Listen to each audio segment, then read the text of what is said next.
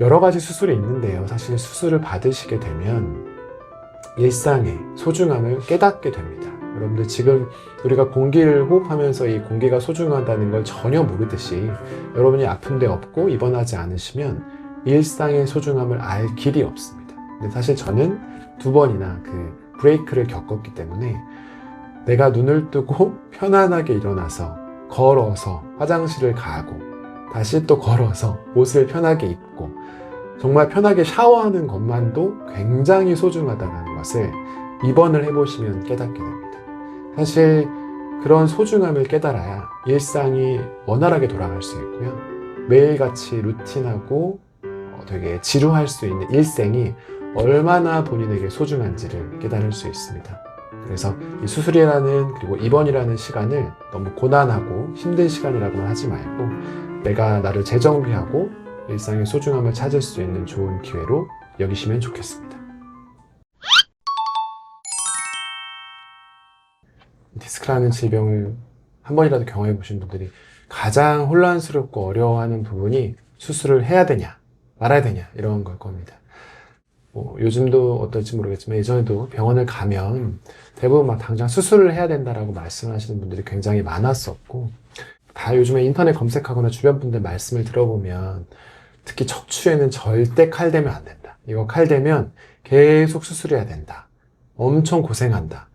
엄청 말리시죠. 사실 저 역시도 2012년부터 지금 한 15년 넘게 계속 이제 이 디스크와 동거동락을 하다 보니까 한방, 양방, 한방에 가면 이제 봉침부터 여러 가지 침, 마사지, 추나, 그리고 양방에 가서 물리치료, 이쪽에 와가지고 주사치료, 신경치료, 뭐 등등 여러분들이 한 번쯤 들어봄직한 치료들을 저 역시도 사실은 수술을 하지 않으려고 엄청나게 많이 했었습니다. 그렇기 때문에 여러분들이 엄청 고민하시는 거, 그리고 정말 수술에 대한 그런 괴로움들이 얼마나 많으실지 그 심정을 뼈저리게 잘 알고 있고요. 하지만 저는 이제 2번 수술을 했기 때문에 관련된 또 말씀을 드립니다. 어쨌든 이 수술에 대한 판단할 때 저희가 딱 중심을 잡으려면 명확한 팩트를 아셔야 됩니다. 척추라는 이 생물의 메커니즘상 사실 진짜 수술이 필요한 경우는 10% 아니면 5%더 미만일 정도로 100명에 정말 손꼽을 정도로 그 부분만 반드시 수술이 필요한 경우입니다. 확률로 보면 굉장히 낮은 확률이라고 볼 수 있습니다. 사실은 뭐 엄청 수술이 꼭 필요한 경우는 정말 응급과도 같은 상황인데요. 하지만 그렇지만 수술하는 사람들이 굉장히 많기 때문에 사실 그 부분은 굉장히 좀 안타까운 부분이라고 할 수 있습니다. 왜냐하면 그 디스크라는 것은 결국 그 척추 뼈와 뼈 사이에 말랑말랑한 젤리와도 같은 수액이 터져 나오고, 사실 그 부분이 만약에 신경을 누르거나 그보다 더 큰 상황을 발생시키는 이런 것들이 문제인데, 방금 말씀드렸던 것처럼 터져 나오고 이 부분은 자연스럽게 몸에 흡수가 되게 됩니다. 왜냐하면 우리 몸의 면역세포들에 의해서 좀 치유되는 그런 성질을 가지고 있기 때문입니다. 그래서 원칙적으로 보면 자연치유, 이것이 최고의 치료입니다. 네, 그럼 저는 왜 2번이나 수술을 받았을까? 아까 말씀드린 그 아주 낮은 확률이 저에게 운 좋게 당첨이 되었기 때문입니다. 자연치유가 될 수 없는 상황이었고요. 뭐 그 상황은 제가 좀 더 자세히 말씀을 드리겠지만, 신경을 눌러서 마비가 오는 증상이 발생했기 때문에 했던 거였습니다. 그래서 여러분께서도 이럴 때는 수술 꼭 받아야 된다라는 그런 약간 레드 플래그, 적신호 데이터를 제가 몇 가지 제시를 해드리겠습니다. 첫 번째로 방금 말씀드린 그 마비 증상입니다. 그 앞서 말씀드렸던 것처럼 저희가 하지 방사통이라는 걸 느끼면 이게 내가 좀 디스크와 연관성이 있는 통증이다라는 거는 이제 많은 분들이 잘 아실 겁니다. 단순한 방사통을 넘어서서 내가 어떤 땅을 디디거나 서거나 이랬을 때 뭔가 좀 어렵다는 느낌, 또는 내가 분명히 디디고 있음에도 그것을 느끼지 못한다는, 그러니까 결국은 그 아까 말씀드린 디스크는 튀어나와서 뒤에 있는 신경을 누릅니다. 이게 어느 정도 눌리기만 하면 다 통증이, 그러니까 느끼더라도 지나가니까 찌릿함을 느끼는 거고요. 만약 이것이 완벽히 눌려서 마치 신경이 끊기듯이 그 부분이 전달이 안 된다면 그건 정말 마비로 가는 증상이 되는 겁니다. 때문에 이 마비 증상을 결코 소홀히 하면 안 되고, 내가 그런 마비 증상까지 왔다 이러면 바로 병원에 가셔야 되고요. 이거보다 더 심한 단계는 대소변 장애까지 벌어질 수 있습니다. 사실 이 마비 증상인데 여기서 타임을 놓치거나 이런 데 때문에 내가 평상시 감각이 둔해져서 내가 마비인지조차도 인지를 못하는 상황에 더 지나가면 더 위급 상황으로 넘어가는 거죠. 사실 이때는 정말 하루 안에 가급적이면 빠르게 응급수술을 받으셔야 마비로 가는 걸 막을 수 있습니다. 그래서 이렇게 마비로 이어지는 쩌릿함에서 마비로 이어지고 더 응급 상황까지 가는 이런 경우들은 정말 수술이 필요한 경우들이고, 사실 아까 말씀드렸던 것처럼 이 수액이라는 것이 흡수되지 않는 경우, 이게 단단하게 굳어져서 누르는 경우이기 때문에 사실 그래서 젊은 분들보다는 좀 나이 드신 분들의 경우에 이런 상황이 많이 있을 것이고, 사실 젊은 분들의 갑자기 터져서 으악 하면서 약간 쩌릿하면서 느끼는 통증들은 사실 대부분 일정 시간이 지나면 다 흡수되는 그런 경우들이 많이 있습니다. 물론 이제 케이스 바이 케이스로 사람마다 좀 다를 수 있지만 일반적으로 그렇고, 때문에 사실은 그런 상황 때 엄청 오랜 기간 누워 있으면, 근데 사실 뭐 일반인들이 그렇게 생활할 수는 없지만요, 그렇게 누우면 자연스럽게 치유되는 경우도 많습니다. 그리고 또 제 사례를 보면 몇 달간 아주 집중적으로 계속적인 치료를 하는데 이 증상이 개선이 되지 않는다. 사실 이러면 저 의사 선생님이랑도 얘기를 했던 거였는데, 어쨌든 이 눌린 부분이 더 들어가거나 흡수되지 않고 계속적으로 신경을 누르고 있으면 사실 신경은 통화돼 이 신경의 어떤 퍼포먼스, 성능이 계속 감소되는 거기 때문에 좋지 않은 경향을 보입니다. 때문에 요즘 들어서는 완전 개복술이 아니고 아주 작은 절개로도 미세 침습 수술이라고 해서 이런 부분만 제거해주는 수술들은 있습니다. 사실은 수술이라기보다 거의 시술에 가까울 정도의 단계인데요. 사실 이런 부분들은 한 번쯤은 생각해 보셔도 됩니다. 나는 절대 칼은 안 될 거야 라는 것이 꼭 정답은 아니고요. 말씀드렸던 것처럼 마비 증상 생각해 보셔야 되고, 내가 몇 달간 그리고 오랜 기간 계속적으로 통증을 케어하는데도 나아지지 않는다, 도저히 방법이 없다 할 때는 방금 말씀드린 미세 침습, 이것도 고민을 해보시면 좋을 것 같습니다. 저희가 물건을 받고 반품하고 요즘에 뭐 이런 너무 플랫폼들이 잘 돼 있어서 잘 되지 않습니까? 근데 사실 척추라는, 그리고 우리 몸에 칼을 대는 어떤 수술이라는 것은 반품이 안 되고 돌이킬 수 없습니다. 때문에 굉장히 신중해야 하고, 그리고 수술을 진행하실 때도 최소한 여러 군데 병원을 돌아다니셔서 여러 정보를 들으시고 그 중에 자기랑 딱 맞는 병원을 고르시는 것이 중요하고요. 사실 이거는 약간의 이제 주변 지인분들의 리뷰도 되게 중요합니다. 내가 받았더니, 내가 여기서 수술을 했더니 여기 참 잘하더라, 여기 괜찮더라, 뭐 이런 것들을 말씀 듣고 선택하시는 게 좋고요. 여기서는 제가 방송이라 영상이라 말씀드릴 수 없지만 저한테도 그런 걸 문의하시면 제가 받았던 병원 여기 괜찮다, 이 병원을 좀 피하면 좋겠다, 이런 것들을 말씀드릴 수 있을 것 같습니다. 이런 것처럼 정말 필요한 상황에서 내가 단지 수술이 싫어 라고 하시면서 어떤 골든타임을 지나시지는 않으시면 좋겠습니다. 제가 2번이나 수술대 위에 누웠지만 매번 그 차가운 수술대 위에서 그 수술한 공기를 느끼면서 전신 마취할 때 이렇게 눈 감는 그걸 생각을 하면 사실 아직도 되게 좀 두렵습니다. 다시는 하고 싶지 않고요.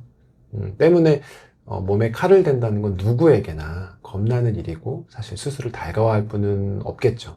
하지만 제가 이렇게 어려운 2번의 수술을 통해서 여러 번 겪을 수 있었던 건, 수술은 우리 인생에서의 어떤 비극이 아니고 역시 쉼없이 계속 달리던 마라톤에서 잠깐 내 몸을 돌아보라고 약간 준 멈춤의 시간, 그리고 의도치는 않지만 되게 귀한 휴가 같은 시간이라고 마음을 먹는 것이 되게 중요할 것 같습니다. 어쨌든 수술을 앞두거나 수술 이제 회복 중이신 이런 분들을 위해서 조금 몇 마디의 팁을 말씀드리면요. 일단은 수술 전에는 어쩔 수 없이 여러분들이 약을 드시게 될 겁니다. 근데 그럴 때 되게 고민하시고 다들 좀 주저하시는 것이, 뭐 이거 계속 장복하면 안 좋잖아, 간에도 무리가 가고 이 약은 뭐 안 돼, 그러면서 아픔을 끙끙 참는 분들이 계시거든요. 사실 저도 약간 그런 쪽이었던 것 같습니다. 물론 약이 간에 영향을 주는 거 맞고요. 너무 너무 과다 복용하면 안 좋죠. 그렇지만 사실 몇몇 약들, 아주 기본적인 약들은 진통으로서의 효과가 굉장히 검증이 돼 있고 그 간을 통한 대사와 배출이 다 연구가 돼 있습니다. 그거에 맞춰서 복용 시간이 그리고 투약 지도가 이루어지는 것이거든요. 때문에 딱 약사의 판단에 따라, 의사와 약사의 판단에 따라 이 약은 이 정도 간격으로 하시면 됩니다라는 것은 잘 지키셔도 됩니다. 저 역시도 시간 간격으로 정해진 약만큼 먹었고요. 덕분에 몇 달간은 극심한 통증이었지만 수술 전까지 버틸 수가 있었습니다. 물론 여러분들한테 버티라고 말씀드리는 건 아니고 여기서 말씀드리는 건 내가 너무 통증이 있다. 그러면 통증을 참지 말고 적절한 약을 적정한 방법으로 복용을 하셔라 라고 말씀을 드립니다. 수술 전까지는 이렇게 약으로 버텼다고 할 수 있는데 어쨌든 수술을 잘 받으시고 나면 이제는 명확하게 의료진을 믿고 따르시는 것이 좋습니다. 보통 저도 이제 병원에 입원해서 보면 또 어떤 분들은 자기만의 이제 스타일이 있고 자기 고집이 있기 때문에 그거 아니야, 나 안 할 거야 라고 하시거나, 그리고 너무 이제 그 갇힌 공간에서 답답하시니까 자꾸 어떻게든 나가시고 움직이고 무언가를 하시려고 하거든요. 근데 사실 의료진이 그렇게 하지 말라는 데는 다 이유가 있습니다. 그걸 지켜야만 더 길게 봤을 때 빠른 회복이 되는 거거든요. 근데 이제 그걸 안 지키고 조금씩 일탈을 하게 되면 결국 본인에게 손해가 됩니다. 그래서 의료진이 그 의도를 가지고 명확하게 말씀하시는 걸 최대한 잘, 모범생처럼 딱딱 잘 지키는 것이 되게 중요합니다. 그리고 또 하나는 내가 이제 수술을 받고 난 다음에는 소소한 변화들이 있습니다. 지표들이 있고요. 예를 들면 뭐 처음에 핏줄이라고 하죠. 꽂았다가 그것이 빠지는 것, 뭐 소변줄 이런 것들도 그렇고 몸에서 어떤 방귀가 나가는 배출, 이런 내 몸이 수술 이후에 회복되어 가는 과정 하나하나를 놓치지 말고 잘 캐치하고 그걸 잘 의료진이랑 커뮤니케이션 하는 것이 되게 중요하다고 할 수 있겠습니다. 이게 이제 수술 관련된 얘기고, 뭐 어떤 수술이냐, 크냐 작냐에 따라 입원 기간이 조금 나뉠 겁니다. 짧게는 뭐 일주일부터 몇 달까지도 입원을 하실 수 있고요. 저 역시도 거의 뭐 한 달 가까이 병상에 누워 봤는데 아까 말씀드렸다시피 저는 젊은 나이에 수술을 했고 아직 어린 나이이기 때문에 당연히 누워서 갇혀있는 것이 굉장히 힘들었습니다. 이게 무슨 일인가 싶기도 하고 처음에는 굉장히 좌절에 빠지기도 했습니다. 근데 앞서 말씀드렸던 것처럼 제가 또 워낙 긍정적인 사람이라 잘 극복을 했는데요. 어떻게 했냐면 버킷리스트를 만들었습니다. 병상밥은 여러분들도 많이 드셔보셨을 것 같은데 굉장히 절제된 식단입니다.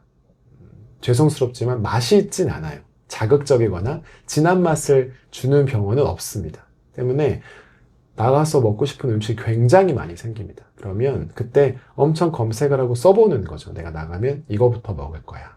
그리고 갇혀있기 때문에 평소에도 잘 안 갔던 여행, 뭐 어디 놀러 가는 거 엄청나게 생각이 납니다. 그리고 당연히 이제 핸드폰으로 다른 사람들 즐기는 것들을 보고 있으면 더욱더 가고 싶어지는 마음이 들거든요. 거기서 멈추지 마시고 리스트를 작성하는 겁니다. 나가면 뭐부터 먹을 거야. 나가면 우리 가족들이랑 어디 여행 가야지.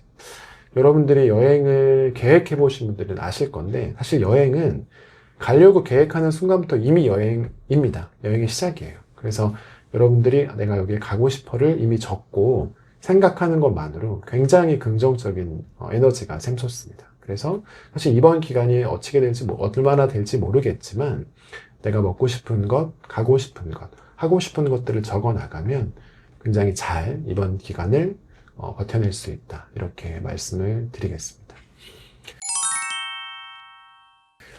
여러 가지 수술이 있는데요. 사실 수술을 받으시게 되면 일상의 소중함을 깨닫게 됩니다. 여러분들 지금 우리가 공기를 호흡하면서 이 공기가 소중하다는 걸 전혀 모르듯이 여러분이 아픈 데 없고 입원하지 않으시면 일상의 소중함을 알 길이 없습니다. 근데 사실 저는 2번이나 그 브레이크를 겪었기 때문에 내가 눈을 뜨고 편안하게 일어나서 걸어서 화장실을 가고 다시 또 걸어서 옷을 편하게 입고 정말 편하게 샤워하는 것만도 굉장히 소중하다는 것을 입원을 해보시면 깨닫게 됩니다.